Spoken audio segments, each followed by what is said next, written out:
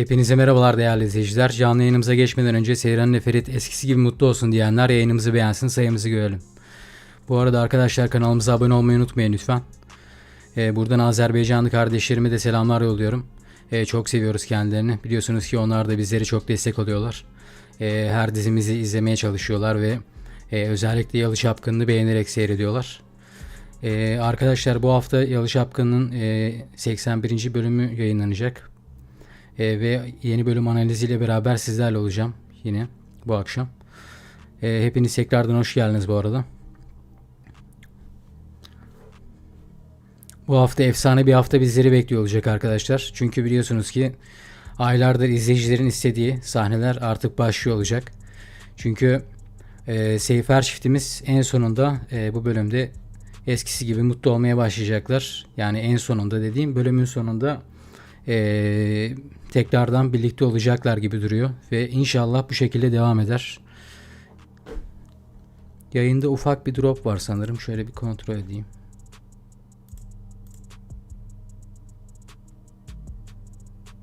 Allah Allah.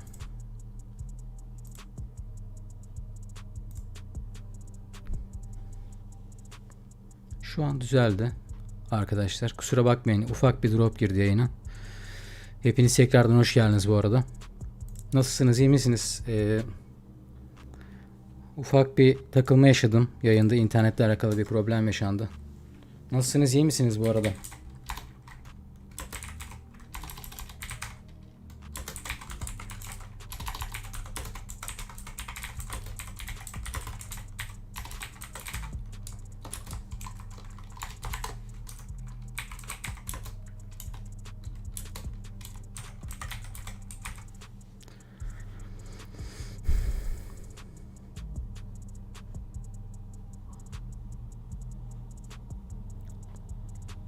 Şöyle bir anketimizi başlatalım hemen. Şu anda herhalde yayında drop yok diye düşünüyorum. Chat'te olan birisi varsa eğer yazarsa çok mutlu olurum. Çünkü az önce bir sorun yaşadım sanırım. Canlı yayın başlangıcında. Hepiniz tekrardan hoş geldiniz arkadaşlar. Bu hafta efsane bir hafta bizleri bekliyor olacak. Çünkü biliyorsunuz ki en sonunda Seyran Neferit bu bölümün sonunda birbirlerine karşı olan aşklarını yani bu efsanevi aşkı yeniden birleştirmeye karar verecekler. Çünkü ne Seyran Ferit'ten vazgeçebiliyor ne de Ferit Seyran'dan vazgeçebiliyor ve artık biliyorsunuz ki izleyicilerin de Seyfer çiftinin bir araya gelmesini istediğini bildiği için senaristler artık daha fazla uzatmak istemediler açıkçası bu Sinan ve Diyar muhabbetini. Biliyorsunuz ki Sinan ve Diyar artık zaten diziden uzaklaşacaklar. Sinan psikopatlık peşinde devam edecek gibi duruyor. Bildiğiniz gibi geçtiğimiz bölümün sonunda kapşonlu bir şekilde Yalın'ın önüne gelmişti. Bakalım yani inşallah bir delilik yapmaz yine yani. Seyran çünkü biliyorsunuz ki hani bir ara ikinci sezonda şey olmuştu. Seyran kaçırılmıştı falan. Psikolojik bir sürü problem yaşamıştı. Şu anda da aslında biraz korkuyor ve Sinan'ın hani tekrar ona zarar vermeye çalışacağından endişeleniyor. Ama benim düşünceme göre Ferit buna hiçbir şekilde izin vermeyecektir. Çünkü biliyorsunuz ki her ne olursa olsun Seyran'ı korumak için elindeki bütün imkanları kullanıyor Ferit. Ve en sonunda yani bu akşam izleyicilerin istediği sahneler başlayacak arkadaşlar. Sizler neler düşünüyorsunuz bu arada? Bir haftadır yoktum ben de yayın açamadım.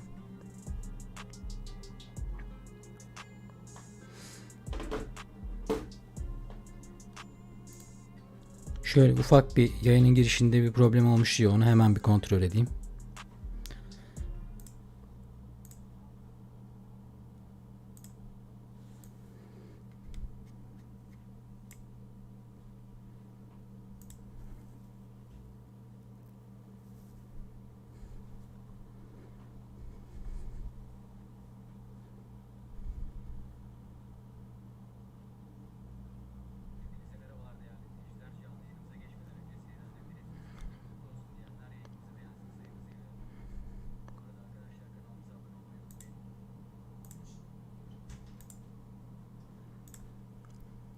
Tamamdır, ona baktım.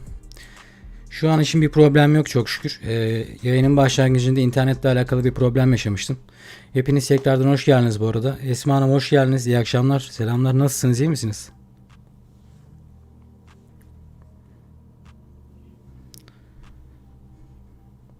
Ben gayet iyiyim ya çok şükür. Bir haftadır hatta yayın açmamıştım. Geçtiğimiz haftada buradaydınız siz hatırlıyorum. Tekrardan hoş geldiniz bu arada. Arkadaşlar kanalımıza destek olmak için abone olup canlı yayınımızı beğenmeyi unutmayın lütfen. Çok teşekkür ederim destekleriniz için. Buradan Azerbaycanlı kardeşlerime de yeniden selamlar yolluyorum. Çok seviyoruz kendilerini. Onlar da biliyorsunuz ki her hafta bizim dizilerimizi severek izliyorlar ve destek oluyorlar. O yüzden onlara da yeniden selamlarımızı yollayalım ve onları sevdiğimizi söyleyelim. Biliyorsunuz ki bu bölüm efsane geçecek arkadaşlar. 81. bölümüyle Yalı Çapkını ekranlara gelecek bu akşam. Şöyle bir izleyiciler için hemen bir kontrol edeyim isterseniz. Bakalım bu akşam geçtiğimiz haftadaki gibi tekrarı olmayan bir bölüm mü yayınlayacaklar yoksa aynen öyle. Bu akşam yine aynı şekilde yapmaya devam edecekler gibi duruyor. İnternete yani yeniden bu hafta bölümleri servis etmeyecekler. Bölüm ve sahneyi servis etmeyecekler arkadaşlar. Bunun da haberini vereyim şimdiden. Maalesef ki reytingleri yükseltmek için çaba göstermeye devam ediyorlar sanırım. Çünkü benim aklıma başka bir fikir gelmiyor açıkçası. Çünkü biliyorsunuz ki Cuma günleri Yalı Çapkını'nın sağlam rakipleri oluyor aslında. Ve bu rakiplere karşı da reytingleri yükseltmek için, eski reytinglerine ulaşmak için aslında televizyondaki izleyicileri daha yüksek hale getirmek istiyorlar. Ne oldu? Ha şunu şöyle hemen düzelteyim.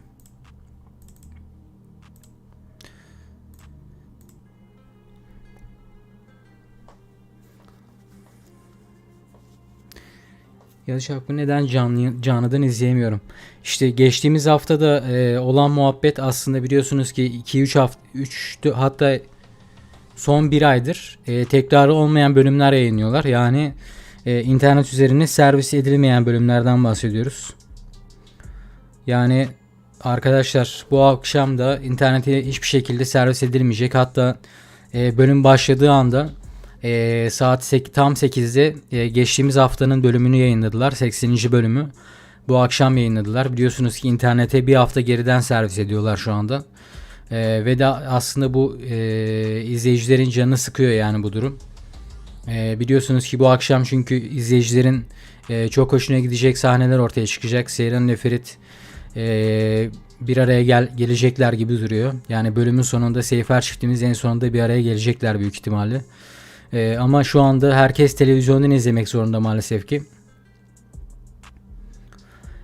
Bu da izleyicilerin canını bir tık sıkıyor diyebilirim. Arkadaşlar bu arada hepiniz tekrardan hoş geldiniz. Kanalımıza destek olmak için abone olup canlı yayınımızı beğenmeyi unutmayın lütfen. Çok teşekkür ederim destekleriniz için. Şu ana kadar burada bulunduğunuz için. Buradan Azerbaycanlı kardeşlerime de çok çok selamlar olsun. Kendilerini çok seviyorum. TV'si olmayanlar izleyemeyecek o zaman. İşte aynen aslında bu çok büyük bir problem. İzleyiciler açısından büyük bir sıkıntı yani bu. Son 4 haftadır tekrarı olmayan bölümler veriyorlar ve geçtiğimiz haftanın bölümünü yani 80. bölümü bu akşam saat 8'de kendi kanallarına yüklediler.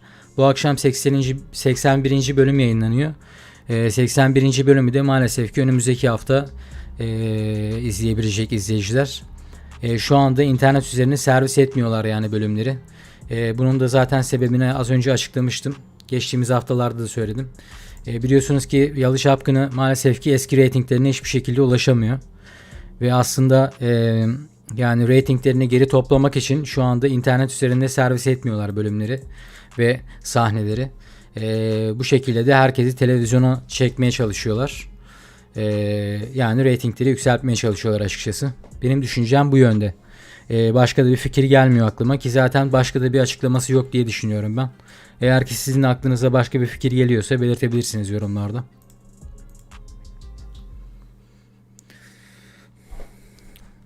Ben şöyle söyleyeyim size. Bu akşamki bölümde en sonunda zaten aylardır beklenen sahneler başlayacak. Ve hatta Ferit'in şu sözünü de şu sözü özellikle benim çok dikkatimi çekti. senin hayatından daha önemli ne olabilir ki bu dünyada demişti ve Seyran'ın o anda sen demesi beni gerçekten çok duygulandırdı. Özellikle fragmanda beni en çok etkileyen sahnelerden birisi oydu. Sinan'a ne olacak? Sinan ölmedi biliyorsunuz ki. Şu anda tamamen psikopatlık durumuna evrilmiş durumda. Hani hatta hatırlarsınız şey vardı. Neydi o onun adı ya? Ferit'i vurmuşlardı ya ilk sezonun sonunda. Kim vurmuştu ya? Onun adını hatırlayamadım şu an. Tarık. Tarık vurmuştu yani psikopatçasına bir tutkunluğu vardı Seyran'ın. Ve şu anda Sinan'dan da aynı şekilde ben bu tavırları bekliyorum açıkçası. Çünkü biliyorsunuz ki Seyran'sız yaşayamayacağını ve o olmazsa öbür dünyada beraber oluruz diyerek yemekte ona zarar vermeye çalışmıştı. 79. bölümün sonundaydı galiba. Evet, 79. bölümün sonunda. Ve aslında Sinan şu anda tamamen psikopatça tavırlar sergilemeye devam edecek ve problem yaratmak isteyecektir. Seyran'ın ile Ferit'in ilişkisini taşlamaya ve baltalamaya çalışacak ama başarılı olamayacak arkadaşlar. Buna da eminim. Arada drop giriyor yayına. İnternetle alakalı problem yaşıyorum şu anda bazen. Kusura bakmayın o yüzden. Özür diliyorum tekrardan sizden. Bu arada arkadaşlar hepiniz tekrardan hoş geldiniz. Kanalımıza destek olmak için abone olup canlı yayınımızı beğenmeyi unutmayın lütfen. Çok teşekkür ederim destekleriniz için. Şu ana kadar burada bulunduğunuz için. Buradan Azerbaycanlı dostlarıma da tekrar selamlar yolluyorum. Kendilerini çok seviyorum çünkü bir sürü Azerbaycan takipçim var. Kendileri bana destek olmaya da devam ediyorlar. Buradan onlara yeniden selamlar olsun. Sinan'ın muhabbeti aslında az önce de bahsettiğim gibi Sinan'ın sonu bence Deliler Hastanesi olacak. Yani öyle görünüyor. Öyle olmasa bile Diyar'la Sinan bir araya gelebilirler gibi düşünüyorum. Ama Sinan Diyar'la birlikte olmuş olsa bile Seyran'dan hiçbir şekilde vazgeçmeyecektir. Sadece rol yapmaya devam edecektir diye düşünüyorum. Çünkü biliyorsunuz ki kendisi şu anda Seyran'a çok hani derler ya delilercesine aşık. Tam öyle bir karaktere bürünmüş durumda ve psikopat bir karaktere bürünecek bu bölümden sonra. Seyran'la Ferit'e zarar vermeye çalışacak diye düşünüyorum yani.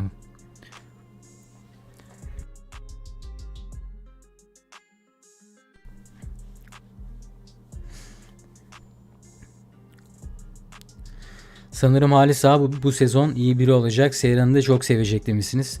Esma Hanım. Size kesinlikle katılıyorum. Çünkü biliyorsunuz ki geçtiğimiz sezonlarda bir iyi karakter ve bir de kötü karakterlik hallerini de görmüştük Halis Ağa'nın. Ama bu sezon size kesinlikle katılıyorum. Halis Ağa Seyran'la Ferit'i artık bir araya getirmek için çaba gösterecek. Çünkü fragmanda da görmüşsünüzdür büyük ihtimalle. Ferit senin hani Seyran senin her hücrene işlemiş, aklından çıkartamıyorsun tarzında cümleler kurmuştu ve ona destek olacak. Bence bu ilişkiyi devam ettirmeleri için Halis Ağa kesinlikle Seyran'la Ferit'e destek olacak diye düşünüyorum. Aynen. Seyran bir yana, dünya bir yana demişti ve size kesinlikle katılıyorum. Bu bölümden sonra Halis Ağa kesinlikle çok daha iyi bir karaktere bürünecek ve tamamen ailesini korumaya yönelik hareketler yapacak.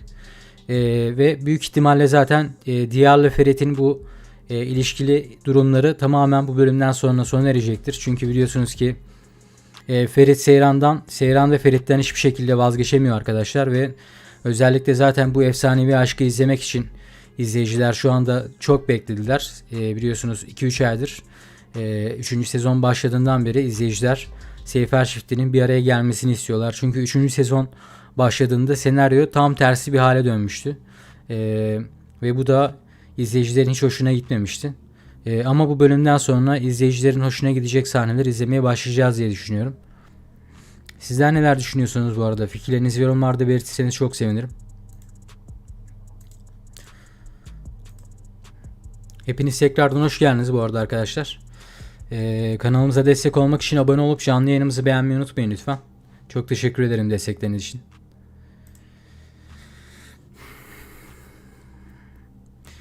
Yani şöyle söyleyebilirim. Bu bölümden sonra en sonunda Seyfer çiftimizi bir arada görmeye başlayacağız ve özellikle Sinan onlara problem yaratmaya çalışacak. Çünkü Seyran'dan vazgeçmeyecek.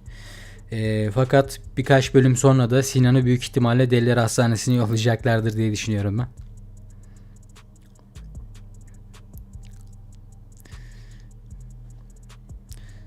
Özellikle zaten Halis Ağa'nın geri dönüşüyle beraber bence dizi çok daha güzel bir yere evrilecek. Çünkü biliyorsunuz ki şu ana kadarki bölümler Seyran Sinan'la beraberdi. Diyar'la da Ferit'le beraberdi.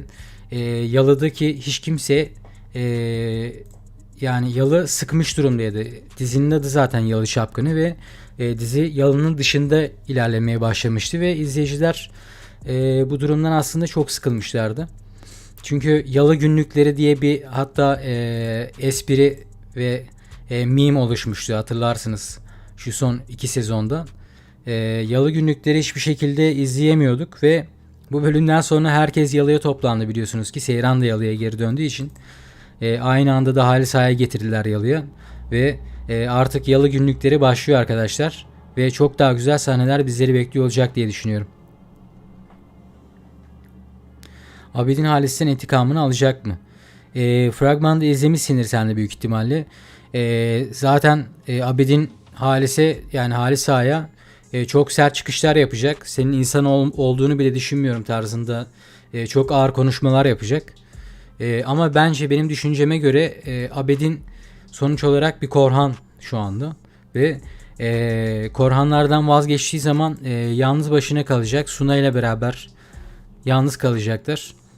Aslında bunu çok da isteyeceğini sanmıyorum.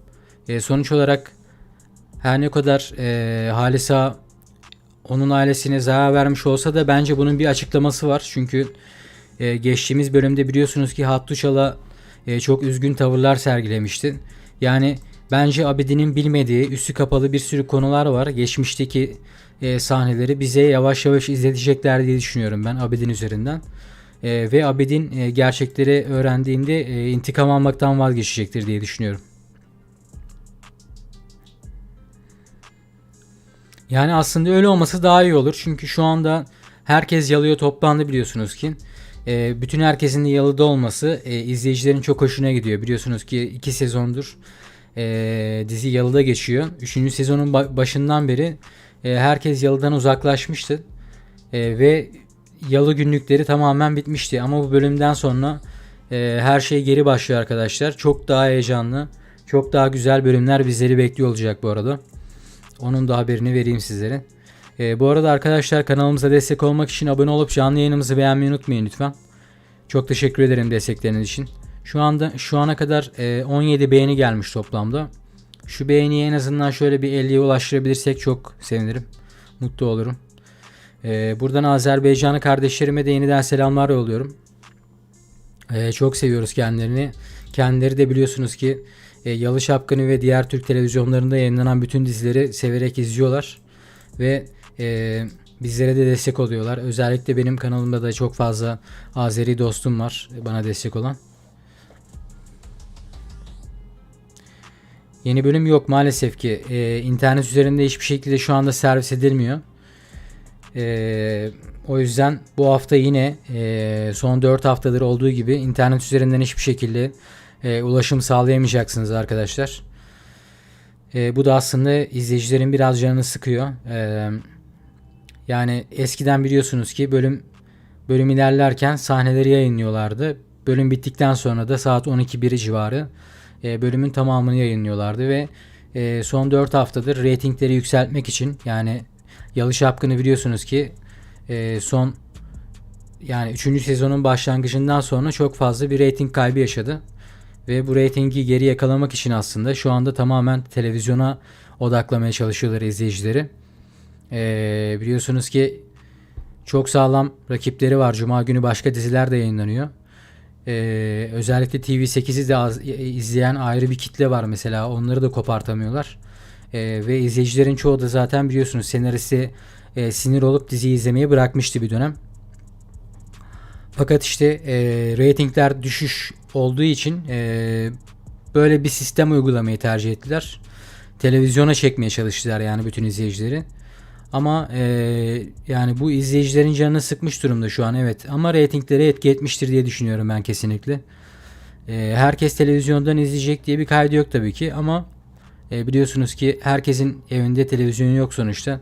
İşte olanlar oluyor. İşten döndükten sonra izlemek isteyenler oluyor. Ya da telefonundan, bilgisayarından ulaşmak isteyenler oluyor. Bu da bu tarz izleyicilerin maalesef ki biraz canını sıkıyor diyebilirim.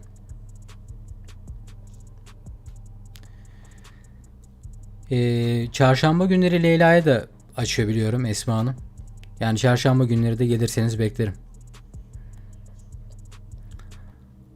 Ali Ser, hoş geldin. Sizler neler düşünüyorsunuz bu arada arkadaşlar? İlla ki fragmanı izlemişsinizdir.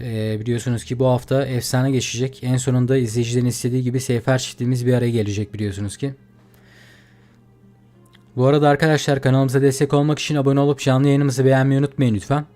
Çok teşekkür ederim destekleriniz için. Buradan Azerbaycan'a, dostlarıma, kardeşlerime de yeniden selamlar yolluyorum. Onları çok seviyorum.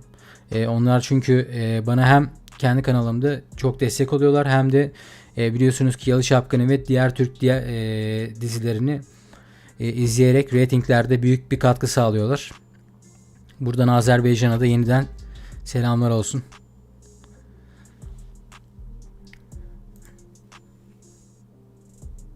Ben hemen geliyorum.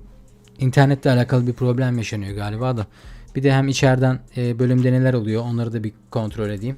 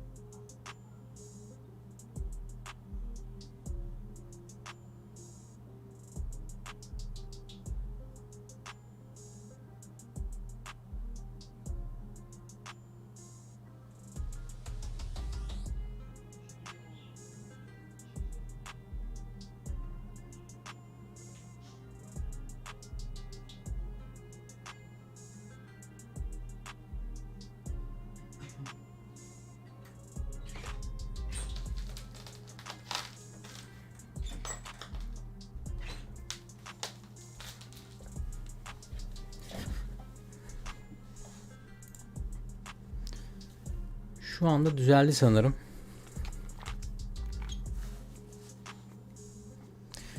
İnternetle alakalı bir problem yaşıyorum ya bu akşam. Bitrate'i biraz daha düşüreyim. Yani kalite çok azıcık da olsa düşme yaşayacak. Ben zaten yüksek veriyordum kaliteyi. Çok az da olsa bir düşme yaşanacak. Kusura bakmayın arkadaşlar. Ama şu anda bir problem yok gibi duruyor.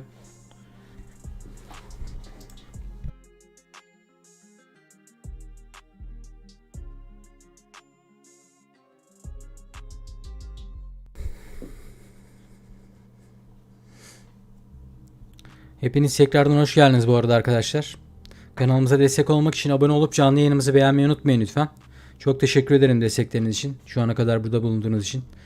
Buradan Azerbaycanlı dostlarıma da yeniden selamlar yolluyorum. Kendilerini çok seviyoruz. Biliyorsunuz ki onlar da bizlere çok destek oluyorlar her zaman. Selam, film gösterilecek. Film maalesef ki dizi, yani Yalı Çapkını bu hafta yine internet üzerine hiçbir şekilde servis edilmeyecek arkadaşlar. Bu kötü haberi de vereyim sizlere. Yani evde televizyonu olmayanlar ve şu anda televizyon karşısına çıkamayanlar için söylüyorum bunu. Bu açıdan yine izleyiciler maalesef ki bu akşam izleyemeyecekler. Ama televizyonda izleme imkanınız varsa eğer bu akşam yine televizyondan izleyebilirsiniz tabii ki. Tek sıkıntı, internet üzerine servis etmiyorlar. Son 4 haftadır hatta bu şekilde devam ediyorlar biliyorsunuz ki. Bunun da sebebini zaten tahmin edebiliyorsunuzdur diye düşünüyorum. Ratingleri yükseltmek istiyorlar biraz daha. Çünkü rating kaybı yaşadı bayağı Yalı Çapkını ve eski ratinglerine ulaşmak için yapılan bir hamle olarak düşünüyorum bunu ve Aslında güzel bir düşünce ama şöyle de bir problem var. Yani herkes televizyondan izleyecek diye bir kaydı yok sonuçta. E, O yüzden izleyiciler bazen telefondan ya da bilgisayardan izlemek istiyorlar. İş yerinde olan insanlar oluyor. Bu da aslında izleyicileri biraz üzüyor diyebilirim yani. Azerbaycanlı var burada. Azerbaycanlı, evet, kardeşlerimiz çok fazla var. Özellikle de chatte bulunuyorlar, sağ olsunlar, destek oluyorlar bana. Çok teşekkür ederim. Buradan Azerbaycan'a da tekrar selamlar olsun. Çok seviyoruz kendilerini.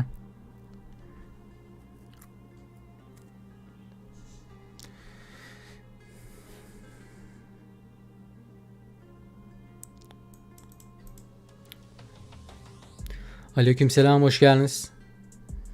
Evet, maalesef ki bu hafta yine arkadaşlar, az önce bahsettim. Tekrar da bahsetmek istemiyorum ama yeni gelenler oluyor. O yüzden bahsetmek zorunda kalıyorum. Maalesef ki bu hafta yine tekrarı olmayan bir bölümle devam edecek Yalı Çapkını. 81. bölüm yani. Maalesef ki internet üzerine servis edilmeyecek arkadaşlar. Yani inşallah bu bölümden sonra eski sistemlerine dönerler. Yani biliyorsunuz ki eskiden bölüm başladığında, yeni bölüm başladığında sahneleri kendi kanallarında yayınlamaya başlıyorlardı ve bölüm bittiğinde ise bölümün tamamını yayınlıyorlardı.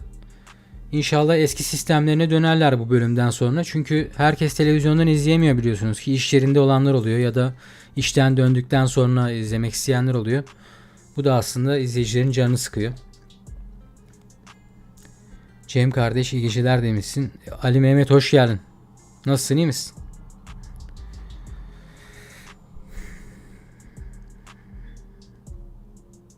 Selam Aysen, hoş geldin. Arkadaşlar, bu akşam efsane bir bölüm bizleri bekliyor bu arada. Biliyorsunuz ki aylardır beklediğimiz Seyfer çiftimiz en sonunda bir araya gelecekler. Fakat şöyle de bir durum var arkadaşlar. Sinan bu bölümden sonra biraz psikopatça bir tavırlara bürünecek ve bu ilk sezondaki Tarık'ın yapmış olduğu hareketleri yapmaya başlayacak gibi geliyor bana. Bakalım neler yaşanacak. Merakla bekliyoruz. Selam, hoş geldiniz tekrardan. Nasılsınız arkadaşlar? İyi misiniz? Keyfiniz yerinde mi inşallah? Bu arada arkadaşlar, kanalımıza destek olmak için abone olup canlı yayınımızı beğenmeyi unutmayın lütfen. Çok teşekkür ederim destekleriniz için. Buradan Azerbaycanlı kardeşlerimize de tekrardan selamlar yolluyorum. Nisa, hoş geldin. 26 kişi beğenmiş şu ana kadar yayını. Şu beğeniyi en azından 50'ye ulaştırabilirsek çok sevinirim. Çok teşekkür ederim destekleriniz için. Toplamda da 173 oy gelmiş bu arada arkadaşlar. Çoğunluk, yani %95'lik büyük bir kısım anketimize oy atan, toplamda 174 oyla Seyfer çiftinin bir araya gelmesini istiyor yeniden. Fakat biliyorsunuz ki Sinan'la Seyran'ı yakıştıranlar da oldu. Ama Sinan'ın son yaptığı hareketten sonra hala Seyfer çifti bir araya gelmesin diyen varsa eğer, zaten bence dizi izlemeyi bıraksın. Yani benim düşüncem bu yönde.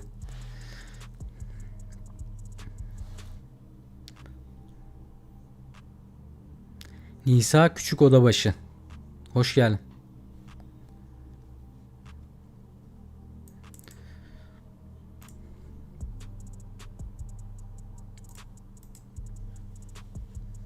Tabii ki de Seyfer, yani ve aylardır bütün izleyiciler bu sahneleri bekliyor. Ve en sonunda izleyicilerin istediği gibi arkadaşlar, bu bölümden sonra bu bölümün sonunda özellikle biliyorsunuz ki fragmandan izlemişsinizdir. Seyfer çiftimiz en sonunda tekrardan eski aşklarını yaşamaya başlayacaklar. Yani bu efsanevi aşkın yeniden doğuşunu tekrardan izlemeye başlayacağız arkadaşlar. Yani bu bölümü aslında kaçıranlar çok üzülecek. Bir haftada beklemek aslında üzebilir yani insanları. Nilüfer, hoş geldin. Arkadaşlar, şu ana kadar toplamda 30 beğeni gelmiş yayına. Şu beğeniyi toplamda bir 50'ye çıkartabilirsek yayını kapatmadan çok mutlu olurum. Çok teşekkür ederim destekleriniz için.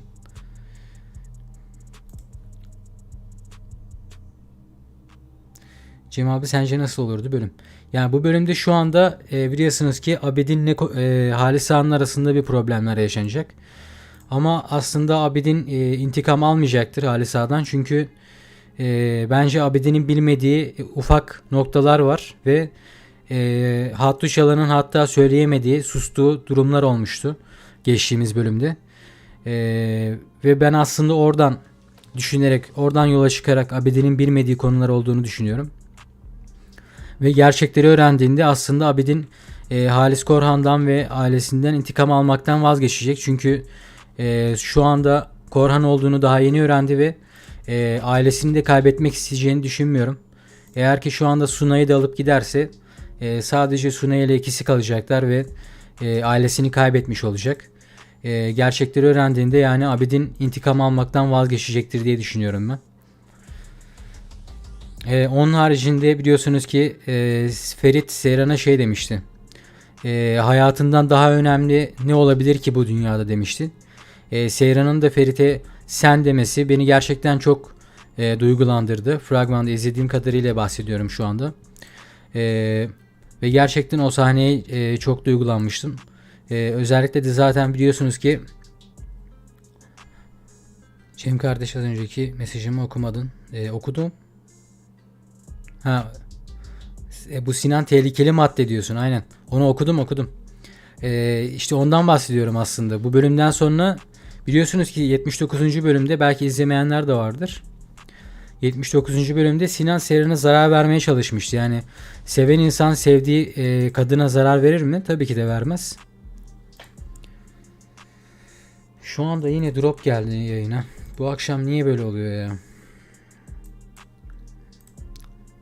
Arada takılmalar yaşanıyor internette. Bu akşam nedense bir problem yaşadım internetimde. Takılmalar oluyorsa kusura bakmayın arkadaşlar, özür diliyorum.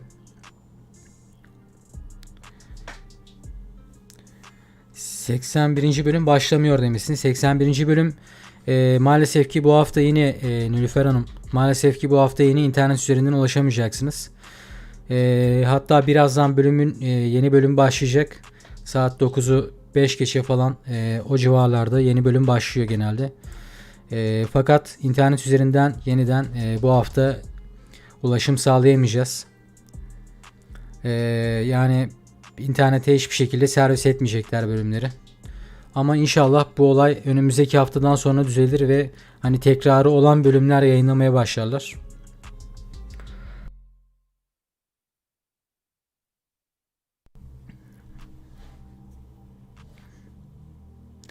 Özbekistan'dan selamlar size arkadaşlar. Buradan Özbekistan'a bizden de çok selamlar olsun. Çok teşekkür ediyoruz destekleriniz için.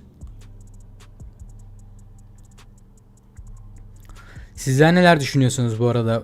Fragmandan izlediğiniz ve gördüğünüz kadarıyla sizce bu bölümde neler olur? Fikirlerinizi yorumlarda belirtirseniz çok sevinirim. Çünkü efsane bir bölüm bizleri bekliyor olacak bu akşam arkadaşlar. İzleyicilerin aylardır beklediği Seyfer çifti en sonunda, bu bölümün sonunda özellikle yeniden bir araya gelecekler. Ve izleyicilerin artık istediği sahneler ortaya çıkmaya başlayacaktır. Senarist zaten artık o kadar fazla kötü yorum okudu ki ve bu durum daha fazla uzatmak istemedi diye düşünüyorum ben. Çünkü Diyar'la Sinan muhabbeti çok sıkmıştı yani. İzleyicilerin de çok canını sıkmıştı bu sahneler. Özellikle biliyorsunuz ki 3. sezon başladığından beri Yalı bomboştu. Yani daha yeni bu bölümde Yalı dolacak. Hatta geçtiğimiz bölümün sonunda izleyenler varsa geçtiğimiz bölümün sonunda bütün herkes Yalı'nın balkonuna toplanmıştı. Ve bu bölümden sonra bütün herkes Yalı'da yaşamaya başlayacak. Seyran da geri döndü Yalı'ya. Aynı şekilde Halis Ağa da geri döndü. Biliyorsunuz ki Halis Ağa'nın geri dönüşü çok daha farklı olacak bu sezon. Çok daha iyi bir karakteri olacak diye düşünüyorum.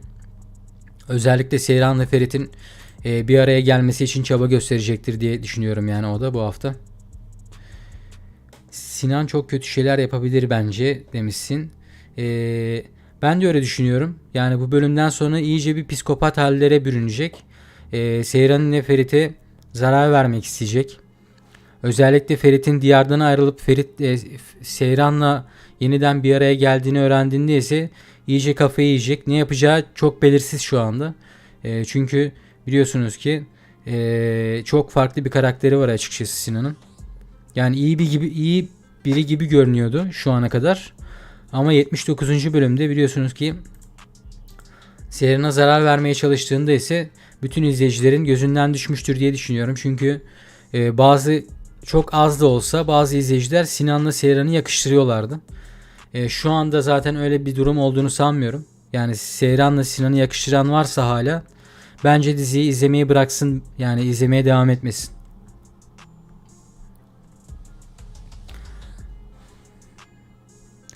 Annesi bile ona fazladan bir zarar gelmez diye ilaç verdi. Annesi de zaten normal değil ki Nisa. Yani değil mi? Annesinin de psikolojik problemleri var bence.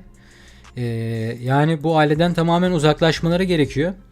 Özellikle ben zaten Sinan'ın birkaç bölüm içerisinde Deliler Hastanesi'ne kapatılabileceğini düşünüyorum yani. Olabilir. Belki bunu bile izleyebiliriz. Hiç belli olmaz.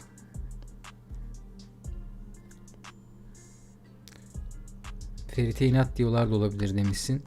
Canlı olacak mı? Arkadaşlar maalesef ki bu akşam yine internet üzerinden hiçbir şekilde ulaşım sağlayamayacaksınız. Son 4 haftadır olduğu gibi tekrarı olmayan bölüm olacak burada. İnternete servis edilmeyecek maalesef ki. Fakat bölüm başladığı anda biliyorsunuz ki 80. bölümü yayınladılar kendi kanallarında. Şu anda 80. bölümü izleyebiliyorsunuz. Fakat bu akşam biliyorsunuz televizyonda 81. bölüm yayınlanıyor. Ve 81. bölümü de önümüzdeki hafta servis edecekler internet üzerine. Bunun da sebebini bilmeyenler için söyleyeyim. Yalı Çapkın'ın reytingleri çok büyük düşüşe geçmişti. Senariste çok fazla sallayanlar olmuştu. Senaristi suçlayan bir sürü izleyici kitlesi olmuştu. Ve artık biliyorsunuz ki senarist de bunları kale almaya başladı ama reytinglerin de düşüşüne sebep oldu aslında. Bu yüzden de reytingleri yükseltmek için yani eski reytinglere ulaşmak için şu anda Yalı Çapkını sadece televizyonda veriliyor. İnternet üzerinde hiçbir şekilde servis edilmiyor. Bir hafta sonradan veriliyor. Bölümün hem sahneleri ve bölümün tamamı. Bu da aslında izleyicilerin bir tık da olsa canını sıkıyor diyebilirim. Merhaba, ben sizi Azerbaycan'dan izliyorum. Star'a ulaşamıyorum demişsiniz. İşte az önce de bahsettiğim gibi şu anda yani bu akşam yine son 4 haftadır olduğu gibi arkadaşlar maalesef ki internet üzerine hiçbir şekilde bölüm sahnelerini ve tam bölümü yayınlamayacaklar. Arkadaşlar bu arada hepiniz tekrardan hoş geldiniz. Kanalımıza destek olmak için abone olup canlı yayınımızı beğenmeyi unutmayın lütfen. Çok teşekkür ederim destekleriniz için. Buradan Azerbaycanlı kardeşlerime de yeniden selamlar yolluyorum. Çok seviyoruz kendilerini. Biliyorsunuz ki onlar da Yalı Çapkını ve diğer Türk dizilerini severek izliyorlar ve bizlere destek oluyorlar. Ve hatta reytinglerin de yükselmesinin en büyük nedenlerinden birisi de Azerbaycanlı kardeşlerimizin bu göstermiş olduğu ilgiden kaynaklanıyor. O yüzden o yüzden Azerbaycanlı kardeşlerime tekrar selamlar yolluyorum. Kendilerini çok seviyoruz. Anladım, teşekkürler. Ben teşekkür ederim, rica ederim, ne demek.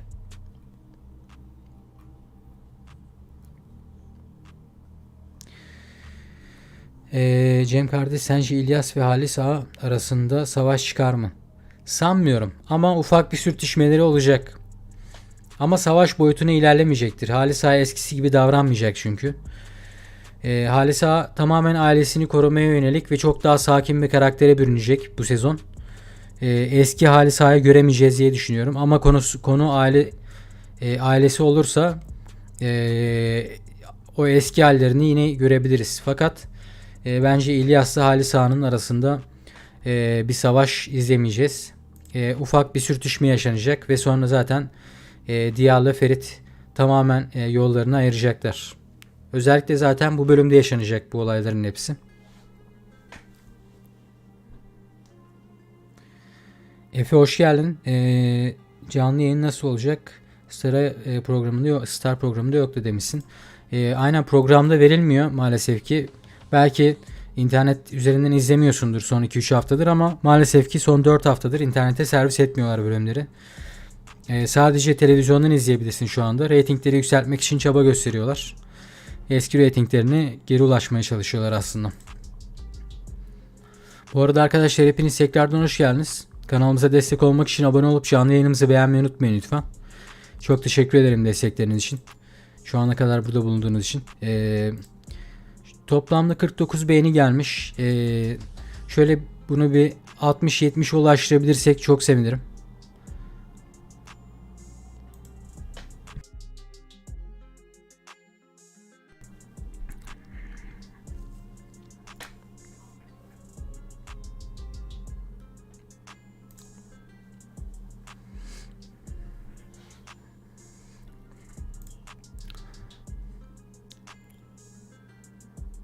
Bir sürtüşme savaşa dönüşebilir diyorsun. Tabi dönüşebilir ama ben sana diyorum ki Halis Ağa eskisi gibi olmayacak işte. Ali Mehmet, yani Halis Ağa'nın eski karakterini göremeyeceğiz. Çok daha sakin bir tavır olacağını, yani özellikle dış taraflarla savaş yapmamaya çalışacaktır. Ki zaten İlyas'la aralarında bir savaş yapacak bir durum yok yani. Diyecek ki al kızını git. Çünkü Seyran'la birlikte olmasını istiyor şu an Halis Ağa. Seyran'la Ferit'i birlikte görmek istiyor aslında. Fragmanda da izlemişsindir büyük ihtimalle. Peki sen nasıl vereceksin? Yok, ben vermeyeceğim. Ben arkadaşlarımla sohbet ediyorum. Analiz ediyoruz kendi aramızda. Saat kaçta başlıyor? Saat 9'u 5 geçe başlayacak arkadaşlar. Ama maalesef ki internet üzerine servis edilmiyor. Biliyorsunuz ki son 4 haftadır. Bugün de verilmeyecek. Tekrar söylüyorum böyle üst üste ama biliyorsunuz ki yeni gelenler oluyor. Tekrardan soranlar oluyor. Onlar için yeniden açıklamak zorunda kalıyorum. Bu arada hepiniz tekrardan hoş geldiniz arkadaşlar. Şu beğeniyi bir 60'a 70'e ulaştırabilirsek çok mutlu olurum. Zaten bir 15-20 dakika kadar daha duracağım. Sonra yayını kapatacağım büyük ihtimalle.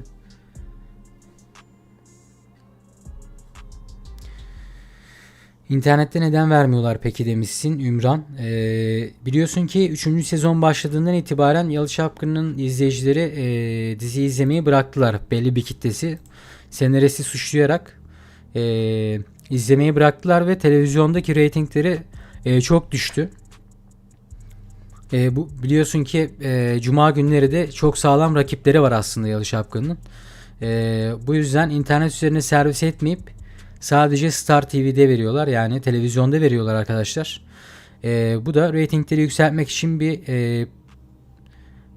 bir hareket diyebilirim. Yani benim düşüncem bu yönde açıkçası. Varsa sizin başka bir fikriniz siz de yazabilirsiniz bu arada. Benim düşüncem bu yönde, öyle söyleyeyim. Böyledir diye net bir şey söylemiyorum ama sonuç olarak Yalı Çapkın'ın eski reytinglerine ulaşamıyor. Eski reytinglerine de kavuşmak için böyle bir plan yapmışlar gibi duruyor. TV olmayanlar izleyemeyecek o zaman demişsin. Aynen. İşte maalesef ki son 4 haftadır tekrarı olmayan bölümler yapılıyor ve televizyonu olmayanlar ya da işte iş yerinde olanlar ya da işten geldiğinde izlemek isteyenler maalesef ki izleyemiyorlar ve bu da izleyicilerin biraz da olsa canını sıkıyor diyebilirim.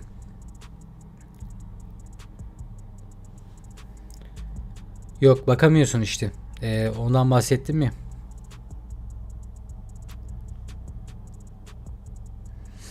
Bu arada hepiniz tekrardan hoş geldiniz arkadaşlar.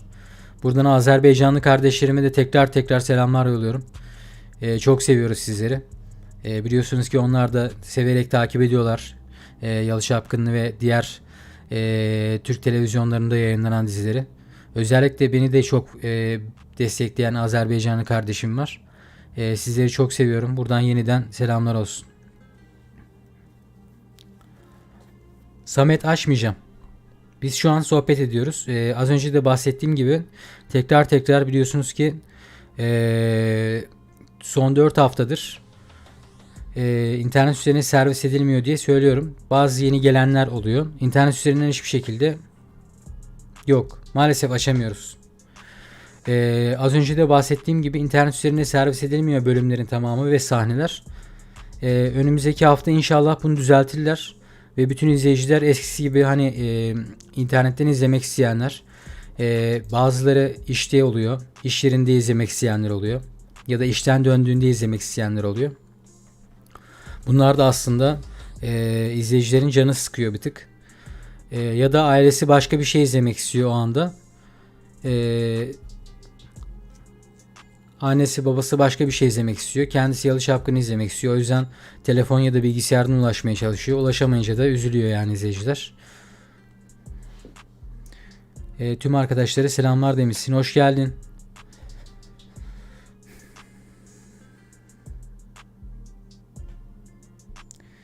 Cem kardeş şu anda İlyas Reis gibi böğürüyor demişsin. Evet. Başladıysa eğer girişi o şekilde yapıyorlardı bu bölümün.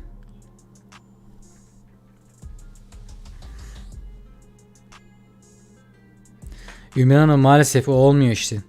Ki zaten ben de ulaşamıyorum maalesef ki. Az önce de bahsettiğim gibi internette servis etmedikleri için ulaşamıyoruz maalesef. Aleykümselam, hoş geldin.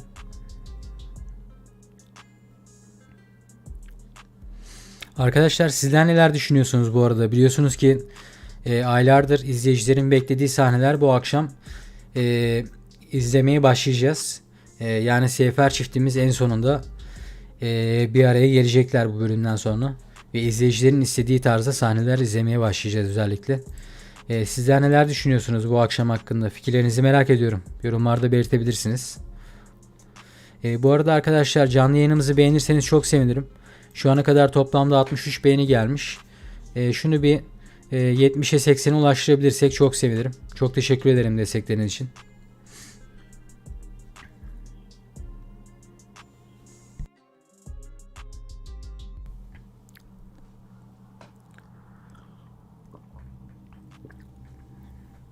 Bu sezon final olacak diyorlar. Doğru mu acaba? Yönetmen Gülgün Anne, İfakat ve Esme'nin bir konserde bulunduğu bir şey var. Röportaj var. Belki izlemişsindir. Hatta yönetmen şu şekilde bir açıklama yapıyor. Evet. İnternet üzerinde 3. sezon başladığı zaman 3. sezonun final sezon olacağı söylendi. Evet. Buna katılıyorum. Böyle bir açıklama yapıldı ama yönetmen de şu şekilde bir açıklama yaptı aslında. Ne kadar doğru olur, ne kadar gerçek olur bilemeyiz tabi. Röportajda yönetmenin açıklaması şu yöndeydi. Yalı Çapkını'nın izleyicisi izlemeyi bırakmazsa eğer 4. sezonda devam eder tarzında bir açıklama yaptı açıkçası. Yani benim şu anki fikrime göre 3. sezon final sezon olabilir. Ama inşallah önümüzdeki sezonu da izleriz. Yani çünkü 4. sezonu ben görmek isterim. 3 yıldır sonuç olarak Afra Saraçoğlu ve Mert Ramazan Demir'i televizyonlarda görmeye çok alıştık ve kendilerini çok seviyoruz açıkçası. O yüzden 4. sezonu da izlemek isterim ben televizyonlarda. Ki zaten sizler de öyle düşünüyorsunuzdur diye tahmin ediyorum. Çünkü 3. sezonun final olmasını isteyen yoktur diye düşünüyorum yani. Çünkü şu anda bu bölüme kadar 3. sezonda her ne kadar izleyiciler biraz senaristi suçlamış olmuş olsa da bu bölümden sonra bence Seyfer çifti yeniden bir araya geldikten sonra izleyiciler için çok daha güzel sahneler başlayacak ve 3. sezondan sonra da final yapmasını istemezsiniz diye düşünüyorum. Olmasın final demişsiniz. Kesinlikle katılıyorum, evet.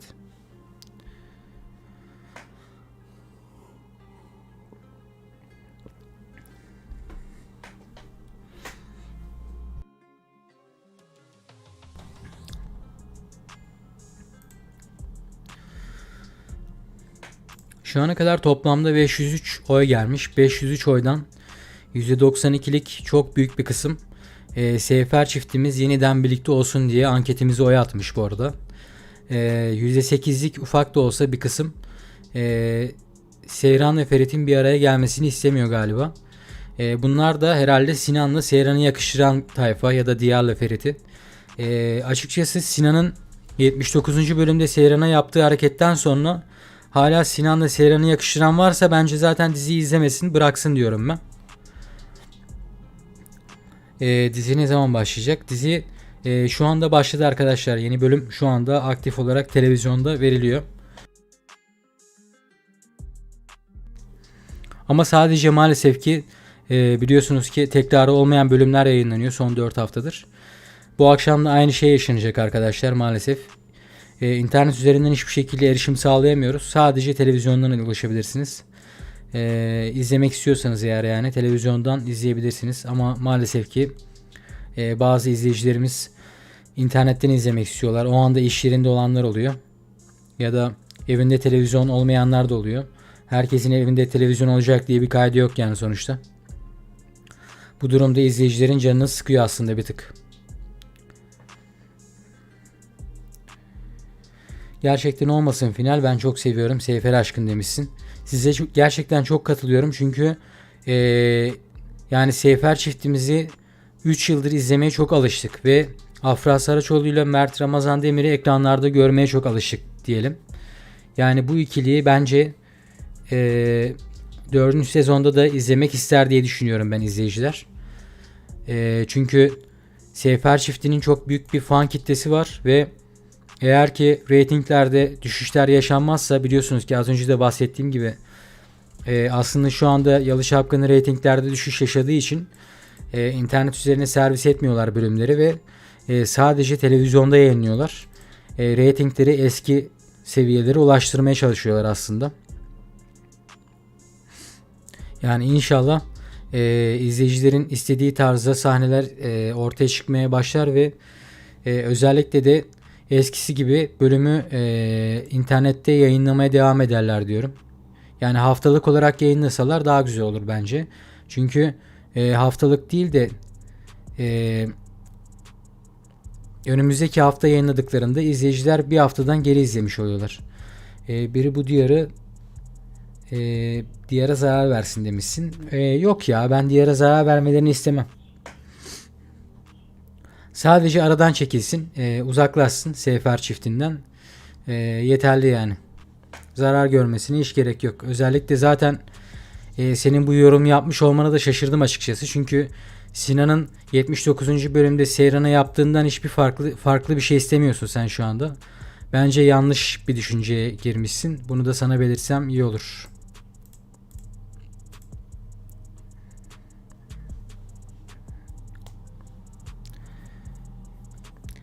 Cem kardeş, geçen hafta az daha gidiyordum demişsin. Son sahnede mi? Çünkü son sahne aslında çok da heyecanlı bitmemişti. Halis Ağa geldi. Sinan bir kapıda göründü. Hani Sinan'ın içeri gireceğini düşündüğün için mi acaba böyle yazdın? Başlasa da görsek demişsin. Başlamayacak. Az önceden beri bahsediyorum ya, hani arkadaşlar, bunu da tekrardan söyleyeyim. İnternette hiçbir şekilde servis edilmiyor arkadaşlar. Bunu tekrardan söylüyorum. İzlemek isteyenler televizyondan izleyecekler şu anda. Eğer ki annesi babası ve ailedeki kişiler farklı bir şey izlemek istiyorlarsa, televizyonunuzun markası iyiyse yani Star TV'nin televizyonda yayın kaydını alabiliyorsunuz diye biliyorum ben. Bazı televizyonlarda böyle bir özellik vardı diye hatırlıyorum. Aklıma da şu an geldi, hatta size bir çözüm üretmek istediğim için. Tamam işte öyle dedin de Ali Mehmet, Diyar'a yani özellikle bir kadına karşı böyle bir istekte bulunman beni şaşırttı yani. Aradan çekilsin, Diyar gitsin desen daha hoş olurdu.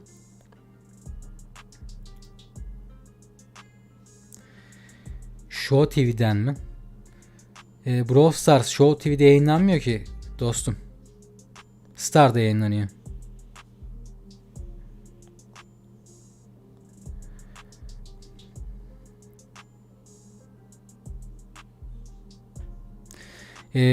Tekrar senin için açıklayayım. Son 4 haftadır arkadaşlar biliyorsunuz ki tekrarı olmayan bölümler yayınlanıyor ve bu haftada maalesef ki sadece televizyonda izleyebileceksiniz. Eğer ki aileniz başka bir şey izliyorlarsa eğer televizyonda, televizyonunuzun markası iyi ise başka bir kanalın yayın kaydını televizyonun içine kaydedebiliyorsunuz diye hatırlıyorum. Öyle bir özellik vardı hatta televizyonlarda vardı diye hatırlıyorum. Ama televizyonunuz iyiyse yani. Yani o da az önce geldi aklıma. Başka bir fikir de gelmiyor aslında aklıma. Selam selam kardeşim, ben geldim demişsin. Elnare hoş geldin. Nasılsın, iyi misin? Rica ederim, ne demek.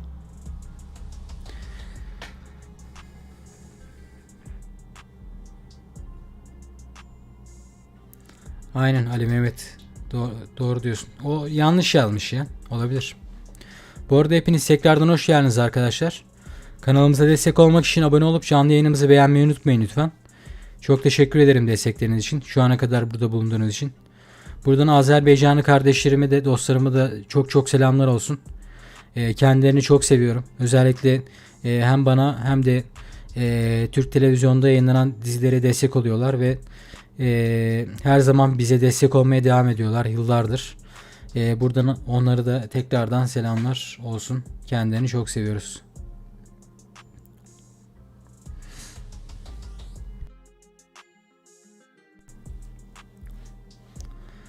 Sağ ol, iyiyim demişsin. Sen bu akşam bayağı geç geldin ya ama Elnare.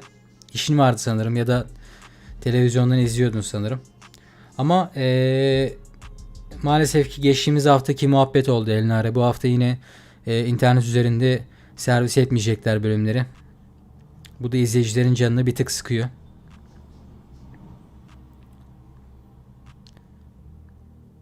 Siz koyabiliyor musunuz demişsin ama ben de koyamıyorum. Çünkü az önceden beri bahsettiğim gibi internete verilmiyor. Yani burada benim de yapabileceğim bir şey yok. Biz sohbet ediyoruz. Kendi aramızda analiz ediyoruz. Özellikle zaten bu haftaki bölümün sonunda biliyorsunuz ki Seyfer çiftimiz en sonunda kavuşuyor arkadaşlar. Yani bu bölümden sonra efsane bölümler bizleri bekliyor olacak. En sonunda yani son 2-3 aydır bütün izleyicilerin beklediği sahneleri izlemeye başlayacağız. Yalı Çapkın'daki Kazım çok komik ya. Yani sana evet bu konuda gerçekten katılıyorum. Hem şivesiyle hem de yapmış olduğu hareketleriyle gerçekten çok komik ve hatta onun üzerine bir sürü klipler yapanlar var YouTube üzerinde. Komik editler yapanlar falan var. Yani gerçekten adam sağlam makara bir herif. Hatta bilesin kelimesiyle insanların da hafızasına yapıştı yani. Kazım'a gerçekten harika bir oyuncu. Onu da tebrik ediyoruz.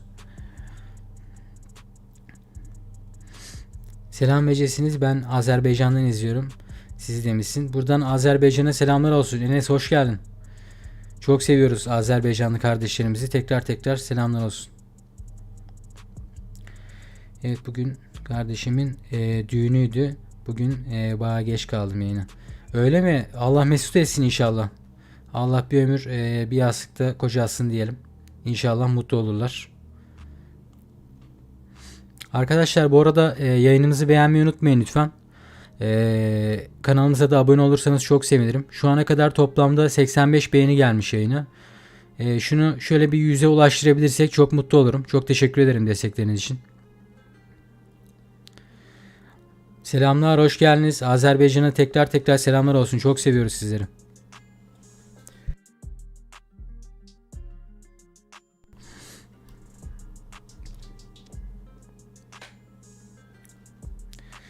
Saat neçende veriyorlar YouTube'a demişsin. Eskiden biliyorsunuz ki bölüm başladığından itibaren yani saat 9'dan itibaren bölümün sahnelerini yayınlıyorlardı. Ve saat 12'ye kadar sahneleri veriyorlardı. Yani parça parça da olsa bunları yayınlıyorlardı. Fakat hatta bölüm bittikten sonra bütün bölümün tamamını yayınlıyorlardı kendi kanallarında. Rusya'dan selamlar demişsiniz. Hoş geldiniz. Aleykümselam.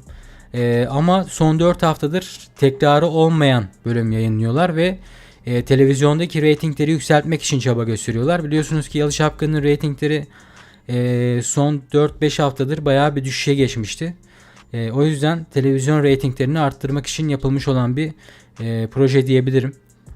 Bu yüzden yani internet üzerine servis etmiyorlar bölümleri maalesef ki arkadaşlar.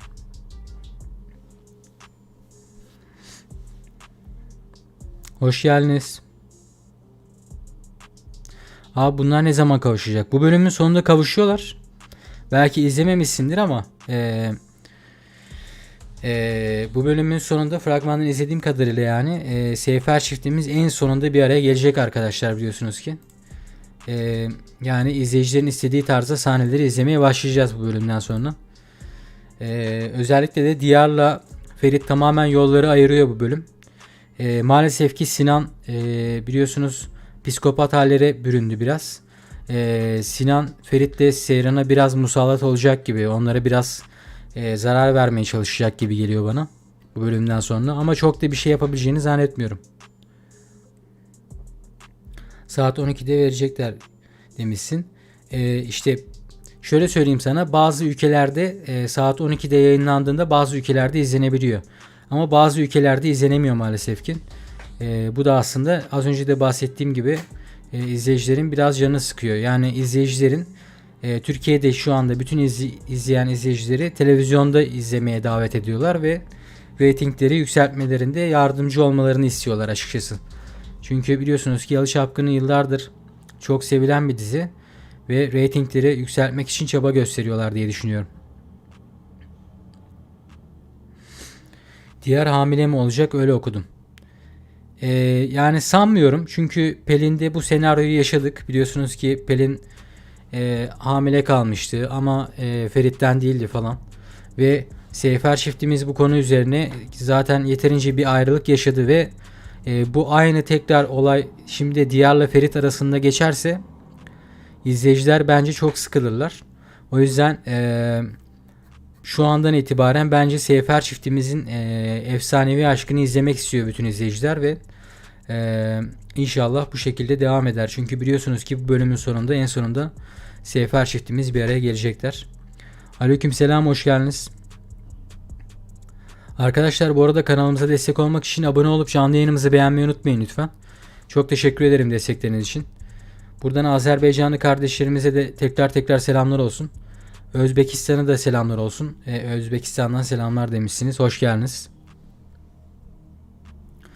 Gerçekten diğer hamile oluyor mu?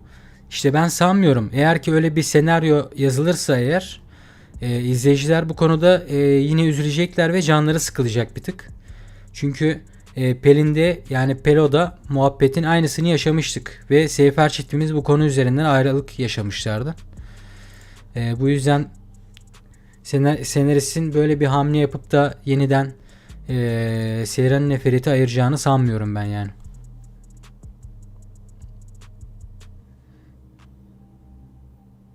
Seyfer'in bebekleri olacak mı?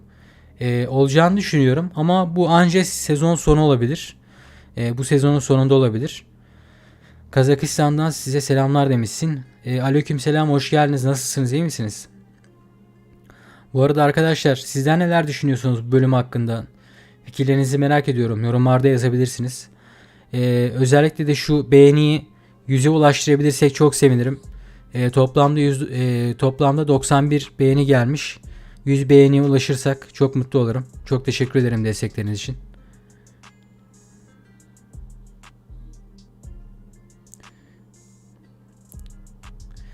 Canlı'dan daha iyi sizinle konuşmak demişsin. Çok teşekkür ederim. Sanırım iltifat ettin. Tam anlayamadım ama ne demek istediğini.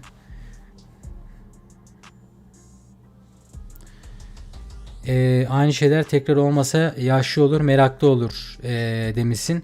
Evet, işte aslında o yüzden de Diyar'ın hamilelik durumu eğer ki olursa biliyorsunuz ki tekrardan böyle bir senaryo izleyicilerin hiç hoşuna gitmez. Çünkü Pelin'in hamilelik durumu olmuştu ikinci sezonda ve izleyiciler Seyran ve Ferit'in bu ayrılıklarını hiç beğenmemişlerdi ve senaristi suçlamaya devam etmişlerdi. Teşekkür ediyor demişsin. Teşekkür ederim. Ben teşekkür ederim hepinize. Bu yüzden yani Diyar'ın hamilelik durumu olursa senaryo tekrara girmiş olur. Yani aynı şeyleri izletmeye başlamış olurlar. Bu da aslında izleyicilerin canını sıkar. Yine senaristi suçlamaya başlar bütün izleyiciler. Aleykümselam, hoş geldin.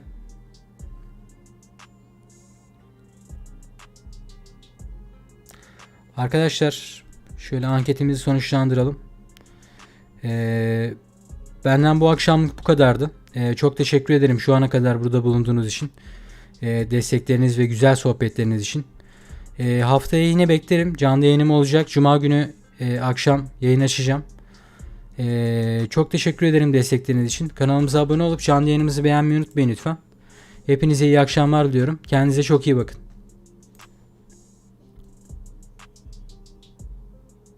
Elinare görüşürüz. Dikkat edin kendinize. Haftaya görüşmek üzere. Cuma günü beklerim arkadaşlar.